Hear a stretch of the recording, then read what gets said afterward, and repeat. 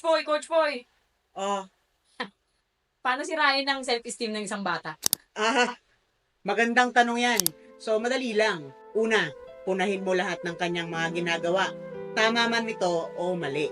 Pangalawa, sisihin mo siya sa mga bagay na nangyayari sa buhay niya. Ang likot-likot mo naman kasi pag nasugatan na siya. Pangatlo, i-down mo ang kanyang mga pangarap. Halimbawa, nangarap siya maging astronaut, sabihin mo sa kanya, imposibleng mangyari yon. Wala kang mararating sa buhay mo. Palagi mong sabihin sa kanya, wala siyang silbi, wala siyang kwenta, maglaro na lang siya. Ngayon, tayo mga Pilipino, mahilig tayong mag-blame, shame, and criticize, lalo na sa ating mga kabataan. Kala natin kasi nagkakaroon ito ng value sa kanila. Ang hindi natin alam, mas lalo natin silang dinadown, mas lalo nating tinatanggal ang kanilang mga self-esteem. Hayaan lang natin na explore nila ang buhay for what it is sa kanilang mga mata. At hayaan natin silang mangarap. Huwag natin sirain yon. Kaya nilang abutin kahit anong gusto nilang maging.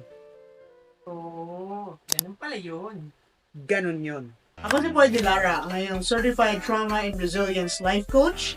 Kung nais ninyong magtanong o may mga hinanaing kayo na gusto ninyong sagutin in a trauma-informed way, mag-comment lang kayo.